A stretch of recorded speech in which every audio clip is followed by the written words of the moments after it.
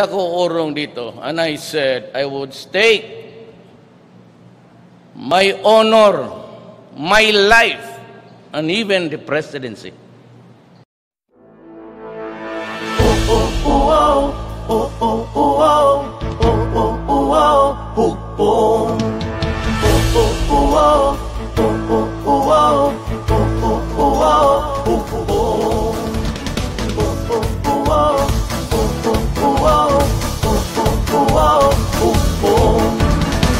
Hukong ng pagbabago, hukong ng pagbabago, pag-asenso, hukong ng pagbabago, hukong ng pagbabago, katawan ang nasayo.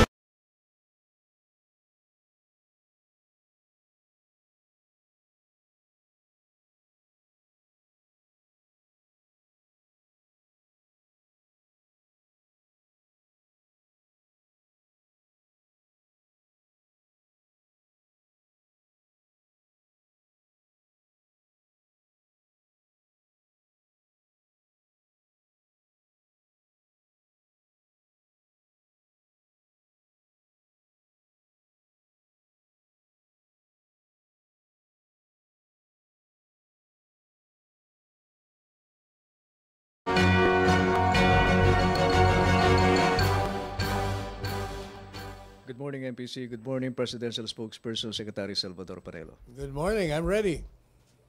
Question, MPC. Tanungin nyo na lang. MPC. Pia. Hi, sir. Good morning. Sir, could you give us details on the meeting between President Duterte and Secretary Mike Pompeo yesterday? Apparently, you were not listening to the briefing conducted by the State Secretary and Secretary of Foreign Affairs, Teddy Boy Locsin. Sinabi na lahat doon, ulitin pa ba natin dito? Talaga kayo, you're not doing your work. Well, anyway, last night, the first message of Secretary of State to the President was President Trump was extending his warm greetings to the President. Number two, we have your back in the South China Sea. That was the message of the President. True ambassador. They discussed, of course, the usual concerns on terrorism and bilateral relations between the two countries. And the President also thanked him for the courtesy call. And the President says overwhelming Filipinos are in favor of the Americans. So he doesn't think he could go against that. So what else do you want to know? A lot. Oh, then ask. Henry. Oh, he said also that any attack against any vessel of the Philippines will trigger the application of the Mutual Defense Treaty, which means they will support the Philippines. Henry. Sir, can you elaborate more yung sinabi ng US or ni Secretary of State Pompeo na suportado nila tayo sa issue ng West Philippines? Can you elaborate? By just saying that we have your back, that means we are behind you. We will support you. In terms of what? First, according to them, if there is an attack on us, then they will be protecting us or helping us in our defense. Number two, they will be providing us with arms. What about but not free. We're going to buy it from them. Last night, in fact, the President related to the Secretary of State how he was disappointed when we were trying to buy rifles from them, but some senators opposed it until we were not able to buy it. That's why we have to run to other countries. And in fact, Secretary Locsin commented after the courtesy call, he can't even understand why we're supposed to be allies of the U.S., and the U.S. has been giving arms for free to other countries, and yet we, strongest ally of the U.S., cannot even purchase rifles from them. So yung suporta ho, it's more of kung sakaling magkakaroon ng giyera between the Philippines and Yes, if China? there's a shooting war, then the U.S. will be on our side. All right, thank you. Follow up, Nestor, still on the issue. Regarding the issue, sir, Foreign Affairs Secretary Locsin said that he personally does not see the need to review the Mutual Defense Treaty. So what is now the position of the government regarding this issue? You know why he said that? Because this is the first time that the U.S. made a policy statement that any assault attack on any Philippine vessel would trigger the application of the Mutual Defense Treaty. You remember that when the president assumed office and he met with the ambassador from U.S. then, when he was asked, he could not give a categorical answer. In fact, he was saying, if our forces are attacked, then we will respond. So what is now our position, sir? Our position is, that position of this is, they will support us, then we will take it. So you As an observance of the Mutual Defense Treaty between the two countries. So the government no longer sees the need to review the treaty, sir? Since that is the policy of the U.S., so there is no need as of now. Unless there are movements that will dispute or that will contradict what the U.S. Secretary of State said. Isa pa, Nestor. Sir, just a follow-up. U.S. Secretary Pompeo said it's important for the South China Sea to remain open and called on the Philippines to do its part to make sure this vital sea lane remains free, secured, and that China does not pose a threat to closing them down. So what is now the commitment of the government or the Philippines since the Duterte administration has been criticized for its soft stance regarding the issue? Remember that the policy on navigation in that area, the president was given the task as coordinator to coordinate with the other countries and craft rules and regulations that will provide the guidelines in the navigation in that area.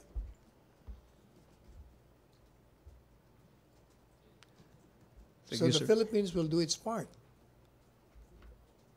But I don't know if, I don't think they have met yet since the time the president was designated as coordinator.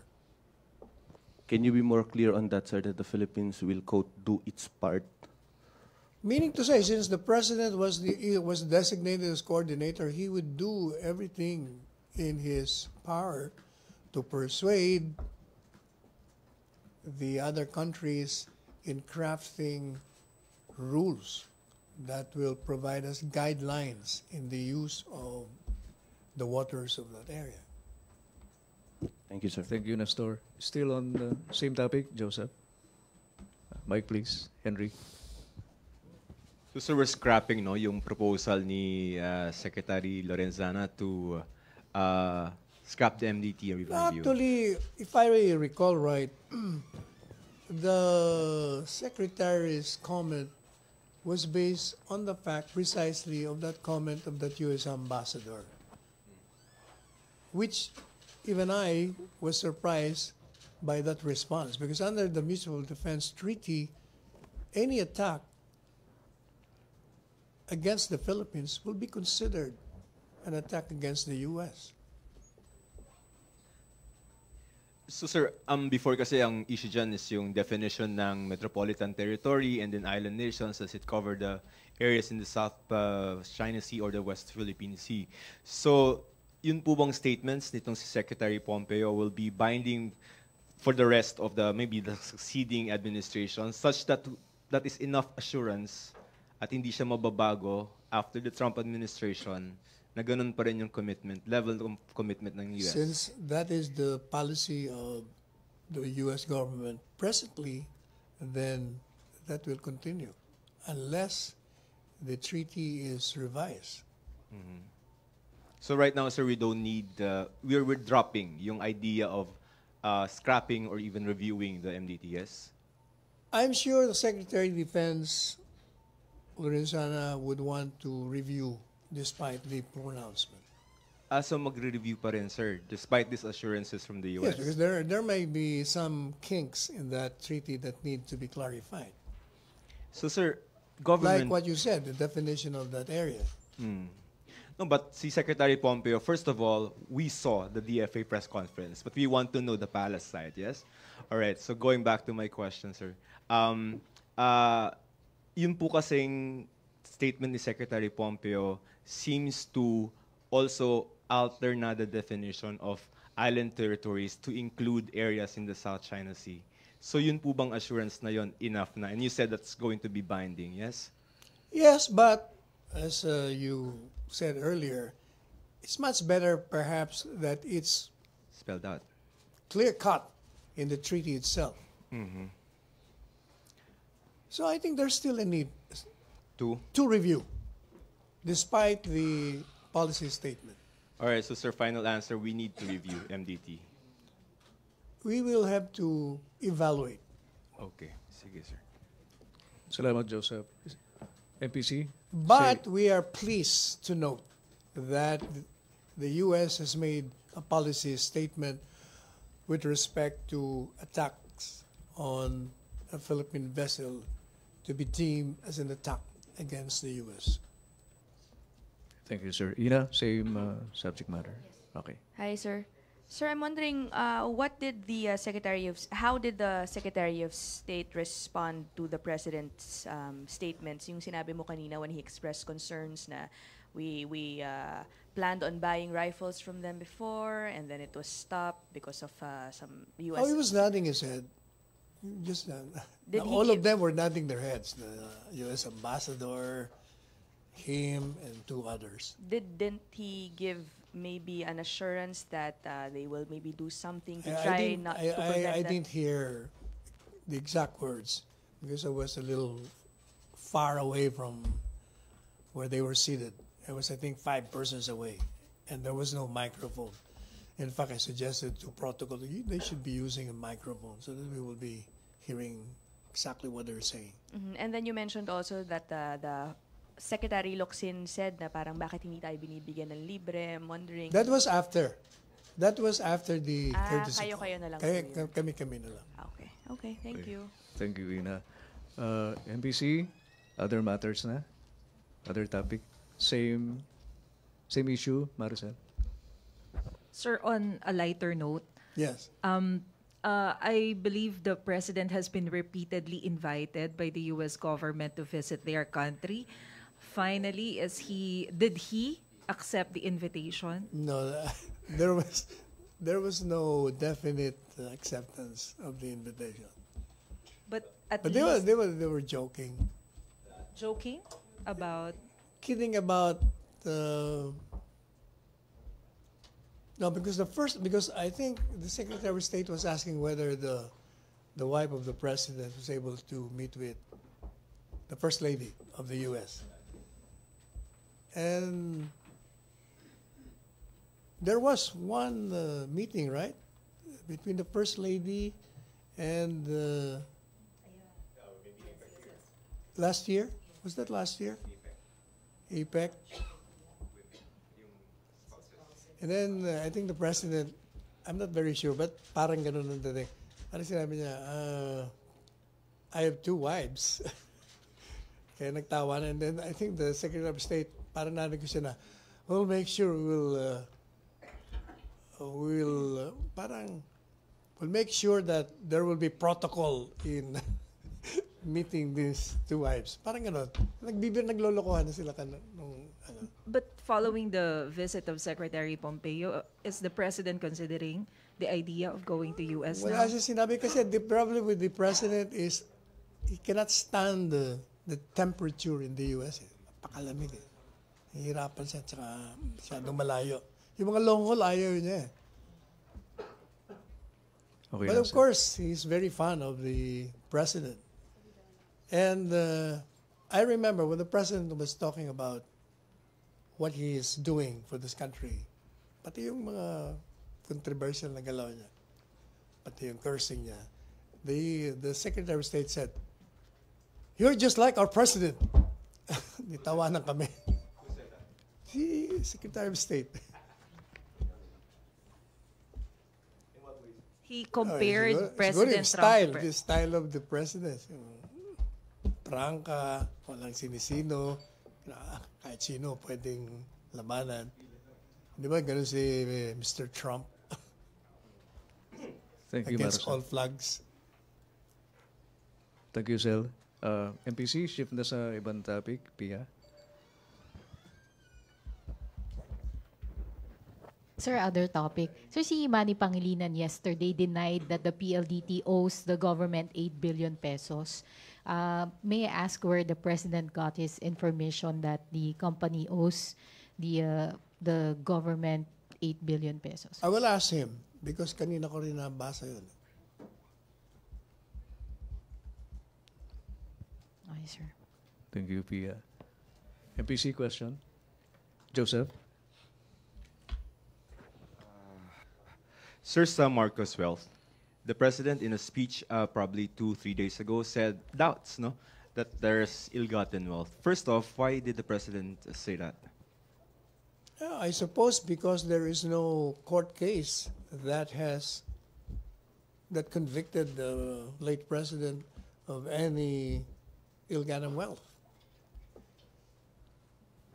I don't know of any case filed against the late president. Do you share that opinion, sir? Relative to, given that, yes, because if there was no case filed against the late president and there is no conviction on the matter of ill-gotten wealth, so how can you say that? I agree with the president on that point. All right, sir, but can I read into the Yes, records? PCGG yes. data. There are, as of July 2017, 289 pending cases. Pending. Correct. Okay. Judgment in favor of the Philippines, 715. Not favorable to the Philippines, 2. Judgment not favorable to the PH, final, 12 and 5. Do you want a rundown of the cases? Civil cases, 190. Criminal cases, 67. Admin cases, 7. Amount recovered as of December 31, 2017. This is 171,359,374,369 pesos. These are facts from the PCGG. I don't know what cases are they referring to, because there are so many cases, and not all cases are ill-gotten. It refers to other cases. But you know, I think what the president is referring to, and I've been saying this too, when I was still outside of the government. The claim is that the Marcoses have stolen billions of dollars worth. If I remember right, they were saying $400-something billion. Now, I use my common sense, and we do not have that kind of money at that time. And then another thing, when I was still with the left as an activist, we used to say that Marcos stole the gold bars. But during the trial of Imelda Marcos in New York,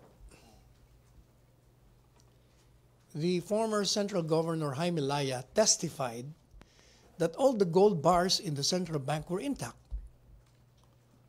So sabi ko, hindi pala totoo kung ganun. Yung mga pinagsasabi namin nun. And in fact, I confronted Jaime Laya. Totoo daw. Talagang intact. But when I confronted the late Espinilla, hindi niya raw alam exactly kung nasaan. But to my mind, if the Jaime Laya at the time, who was a witness in the trial, testifying to the effect na maraming gold bars, mas maniniwala ako sa kanya. The question now is, where in the heaven's name did Marcos got those so much wealth? Hindi ba maraming kwento? Merong sinasabing from the Yamasita Treasure, merong sinasabing he was lawyer for the Vatican, and merong nag-abscond doon na kardinal, dala yung pera. Maraming kwento about the wealth. The point I'm saying is, since we didn't have that kind of money at the time, and Jaime Laya is saying that intact ang gold bars, mukhang baka yung akusasyon na nagnakaw sila, hindi pa napuprubahan sa parting yun. Na nagnakaw With respect to the, if you're saying you stole from me $400 billion and I have only 1 billion, how in heaven's name can you be stealing from me when I don't have that kind of money? Parang yun ang dating. But if you remember, the president was saying that the Marcoses are willing to return yung nakuha na. I mean, na trace. Di ba? Yan ang sinasabi niya. They're willing to sign an agreement between the U.S. and the U.S. and the Philippines and the family. Pero wala pang nangyayari. Hindi pa na-finalize yun. Siguro yun ang ni Presidente, yun ang kanyang perspective doon. Na hindi pa iba sinabi niya na, hindi pa nga natin alam kung sa kanila nga yun o saan galing yun. Yun ang point doon. Kasi nga napakalaki. Nakakalula yung pera. Wala naman tayong ganung pera. Magkano ba during the 70s? Magkano lang ba pera natin? So sir, how do you reconcile nga yung sinasabi ni Presidente na hindi pa napapatunayan, there's doubt about the ill-gotten wealth? Yun na nga sinasabi ko eh. Kung ang claim is, ninakaw niya $400 billion, kung $1 billion lang ang pera natin, paano mo naman sasabihin na siguro yun ang kanyang perspective. Pero sir, do you dispute the fact that there have been decided cases as far as the Marcoses directly are concerned? Ang alam ko, merong mga kaso na kay Imelda yata, hindi kay Presidente. And the family, sir, one of. Parang, Sandigan, yung recent. ano ba yung recent? Where she's free now because they're appealing the sentence. Yung Jane Sanders.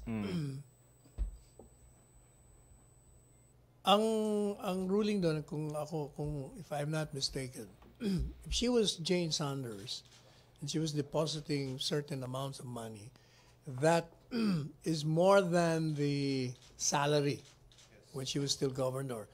The presumption under the law is ill-gotten yun. Correct. Yun ang doon.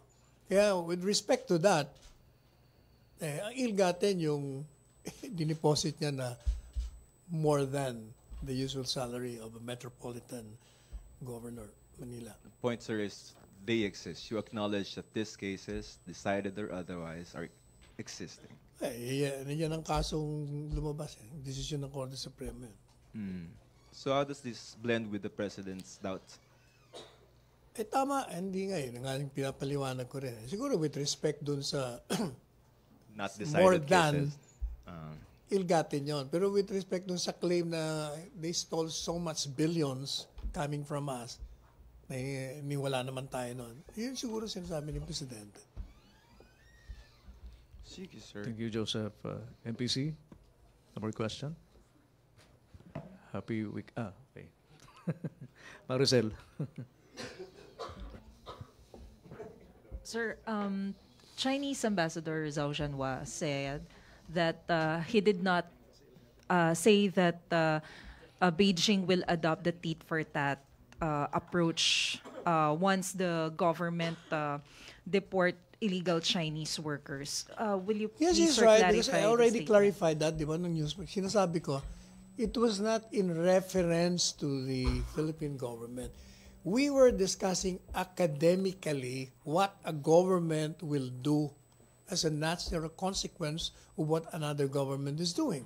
Like, we were saying, if a government's nationals are expelled, not in accordance with law, meaning to say recklessly, then the natural reaction of another government subject with those subject nationals will necessarily retaliate and apply a tit for tat policy.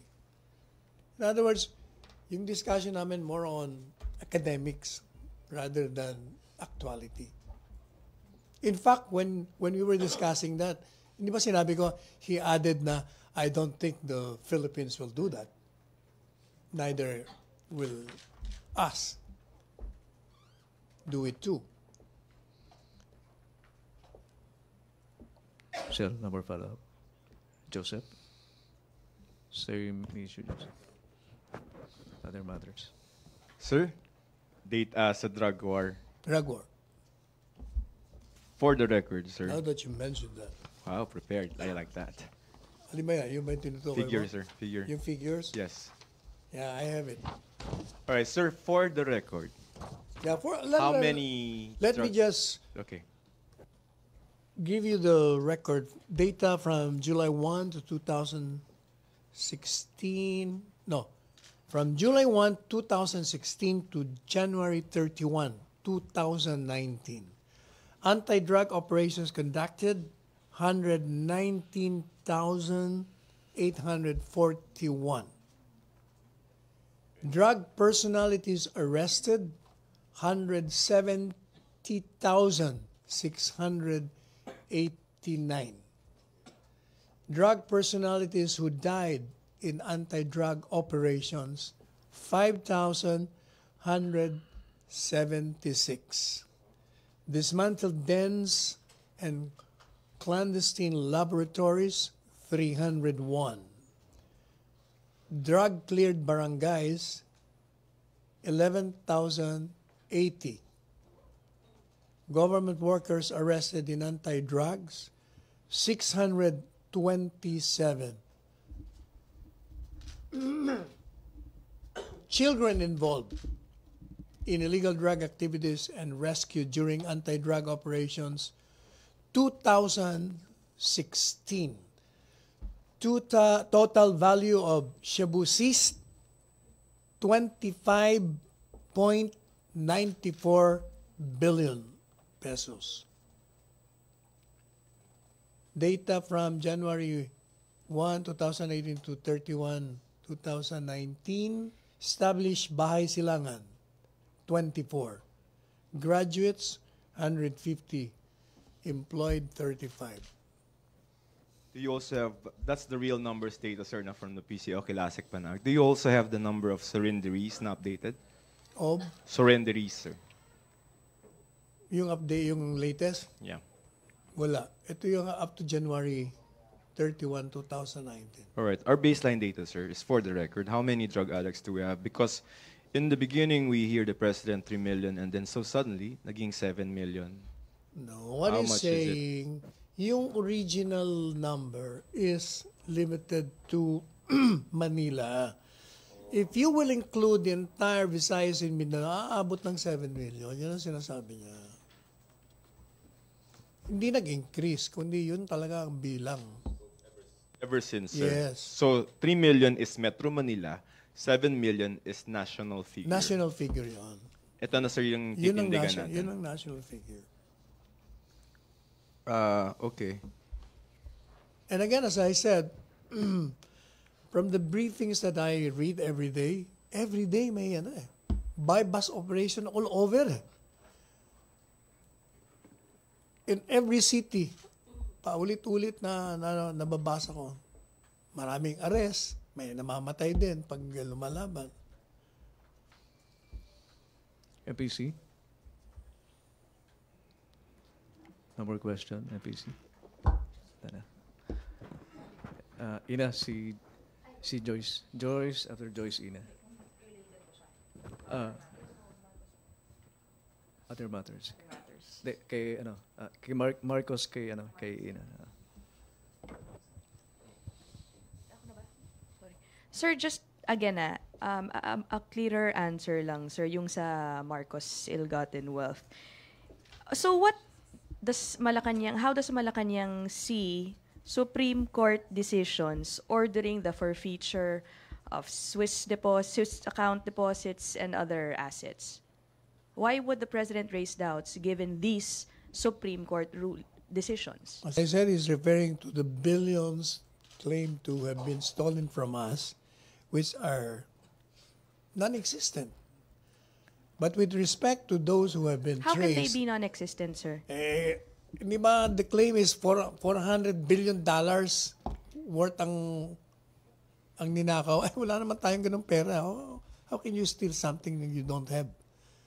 But with respect dun sa na-trace with respect dun sa mga na-trace, which is beyond their salary as President and First Lady, yun ang under the law is assumed to be ill-gotten. And papasok yun dun sa kung magkano ang pag-aari natin kasi hindi naman ganun kalaki yung na-trace eh.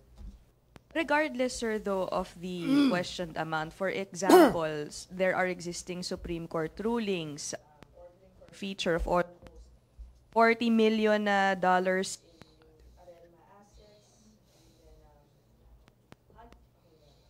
Siyang nakita ko. Kita mo, $40 million lang, di maliit lang yun. And then $658 million in Swiss accounts. Again, these are just some of them. Yeah. O di kung yun lang ang mga figures mo, di pwedeng pumasok yan kasi we have that kind of money at that time. So if it is beyond your salary, talagang considered ill-gotten yun. Ang sinasabi nga ni Presidente sa tingin ko lang, kasi pag-uusapan namin. Sir, ano ang makukonvince lang ang Presidente kung malabas lahat ng 400? Ganun ba yun? Money earns interest, correct? Paano? Kasi you're saying, sir, ang hinahanap ni Presidente yung bigger amount na hinahanap. But then, of course, there are different cases and they're accumulating, whatever. Are you saying that the President will never be convinced of the ill-gotten wealth? Iba naman the matter of the President being convinced na ninakaw nila yung ganong kalaki is another thing. Dun sa the Supreme Court has decided that certain amount of money na na-trace, which is beyond the salary of the two, agree siya doon. Yun ang ruling ng Korte Suprema. So then why would he say na walang napatunayan po? Kaya nga sabi ko, he's referring doon sa malaking amount na sinasabing ninakaw. Yun. Hindi yung napatunayan. Rephrase, sir. Sir, from the President's perspective, does he believe that the Marcoses stole money? From the President's perspective as a lawyer, whatever the Supreme Court says, we have no choice but to agree. No choice. Yeah. Regardless of what I'm saying is, what the Supreme Court says is the law. And whether you believe it or not, it doesn't matter. Yun ang batas eh. Kaya dapat gawin natin, sundin natin. So the answer is forced yes. Not forced yes, but yes. Lawyer kami. So pag kami yan ang napatunayan, you have to agree to that. Kung talo ka, mali yung kulang yung ebidensya mo. You should bow to the majesty of the law. Alright, so given that, sir, why does he keep poking doubts to that fact? In reference nga dun sa the others. Dun sa others, yun ang sinasabi ko sa inyo. Others nga, na not proven pa. Oo, yun ang sinasabi ni Presidente. Kasi kung makapagsalita rin naman kasi yung mga anti-Marcos, gabundok. Yung pala so how much did they steal from your perspective? Ha? How much did they steal? Hindi ba sinasabi $400 billion ang ninakaw? Ha? $400 billion? Wala man tayong perang gano'n. Tapos sinasabi pa ni Jaime Laya, intact ang gold bars. Yun ang sinasabi ng mga kaliwa nung kasama ako dun ha. Ninakaw nila yung mga gold bars. Hindi naman pala. No? Okay na. Thank you, Sir, Joseph. you know what happens to a lie? When you keep repeating it, it sounds like the truth. No, it's still a lie. Okay. It's still a lie. I mean, if you keep on repeating, it's still a lie. I don't believe in this lie 1,000 times repeated has the semblance of truth. I don't think so. If it's a lie, it's still a lie. If it's a joke, it's a joke. So we can apply that to the president. So what is the president's statement? The president doesn't lie. He makes joke, and that is a joke. Applying this, sir, to the Marcos statements. Oh, he's not joking there because he's saying na, as I said, from his perspective, you're saying na he stole this billions of billions. So wala man tayong ganun billion. Oh, so he's being truthful. I share his sentiments with respect to that. Now, with respect to others na na-trace and beyond the salary of the two, tama. Ill-gotten. Yun ang presumption ng batas. Sir, dun lang sa last point. Unless, sabi rin ng batas, unless you can prove that you acquired this from different sources na legit. Like, kung nakuha mo yan sa Yamasita, legit yun. Except that, you will have to share it with the government. Yamashita. Okay. Sir, a last point. Yun pong, it was the president who broached up the idea, no? I mean, remember, presidente, out of the blue, he said, the Marcoses are willing to return. Whatever, you mentioned it in passing kanina, but if are we going to seriously pursue that? Government. Now, we will ask them to return. Because they offered. O hindi ba, sabi ni Presidente, pag-usapan, bakit naman ayaw natin? Kasi ang sabi ng pamilya, marami tayong deficit, kailangan natin ng pera. Correct. Oh, they're willing to give that kind of money. Na, kung makuha. Alam mo, you cannot get kasi, from what I know, you cannot get the money there sa Swiss. Kasi nangyari yata, ang daming, yung mga dokumento, iba-iba, hindi naman manatitrace kay Marcos Nalipat-lipat na eh. That's their scheme. Yes, that was the scheme made. Kaya, kailangan ng consent nung may-ari. Kasi yan ang ngayon ang depensa ng Swiss. Wala sa pangalan ni Marcos. Pero ang sinasabi naman ng Marcos, meron silang ebidensya na sa kanila yun. They're willing to prove Kasi kahit na pinag-transfer, halimbawa, 10 yung transfer mo. Kung meron kang dokumento na nakapirma yung 10 yun, na pinahiram mo lang sa kanila, o in trust lang for me, o edi pa rin yun. Pero right now, the Swiss governments will never give that. Siyempre, pera na sa kanila. Kaya kailangan mo pa rin may pag-deal with the Marcoses. So, paano, sir? So, formally, paano? They would have to declare how much they stole? I don't know. Sila nag-offer, di sila ang gumalaw. So, dapat sila mag-initiate? Dapat. Should they? They should. Why? Unang-una, as the family says, kailangan nyo ng pera. Kung meron pala kayong pera, willing kayo magbigay, di bigay nyo. Para sa bayan, sir. Para sa bayan. And from what I gather, from close allies of the Marcoses noon, in fact, si Presidente Marcos may ginawang will yan. Kasi nga, nakuha niya yung kayamanan, hindi naman sa pagnanakaw, sangayon sa kanya. Kaya, he was willing to give. Parang ang binigay niya lang yata sa pamilya, baka 10% lang, 90% sa bayan. Yun ang mga usap-usapan noon, during the 70s. Nung mamamatay na siya. Yung mga congressional action ba na kailangan, sir, yan? Or is it going to, ano ba to? Anong parang in a legal perspective, how is this going to shape up? Hindi naman. Pwedeng may compromise agreement pag with respect to pending cases. Okay, sir. Thank you. Joseph. Maraming salamat, Joseph. MPC, last 3 questions na tayo. Marcos yung sa'yo, Celerina. Sige, Celerina, after Celerina, Henry, then Joyce. Last. Sir, I just want to quote yung decision ng Supreme Court in 2003 regarding that Swiss account. Sabi niya, dun sa decision mismo, the Swiss deposits which were transferred to and are now deposited in escrow at the Philippine National Bank, the estimated aggregate amount of 658,175,373 and 60 centavos dollars to as of January 31, 2002 plus interest are hereby forfeited in favor of the petitioner, which is the Philippine government. So apparently the money is here in the Philippines. Nasa escrow. Oho.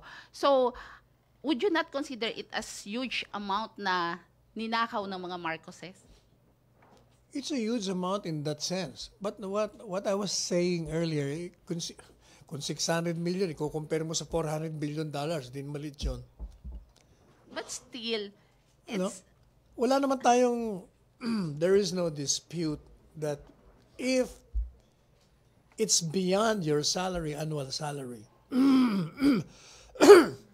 that is assumed to be ill-gotten. Unless, according to the law, you can explain where did you get the money legitimately. Yun. But don't you think it's just logical for the president not to say those words na apparently nga creating doubts, especially to the new generation, if they would not know what happened in the past? No naman, it's not, because like now, I'm explaining to you from what perspective he's talking. Maintindihan na rin nila yan. Basta he's not questioning the Supreme Court decision. Kung ano yung decision ng Korte Suprema, yun na yun. Thank you, Selerina. Joseph, kay si Henry muna, pagkatapos si Joyce. Last question. Go, Henry. Secretary, ano ho ang pagkakaiba ng ninakaw na malaki at ninakaw na maliit? No, but we're not in the matter of whether it's small or big. What I'm saying is, if you're claiming that you steal from me $400 billion,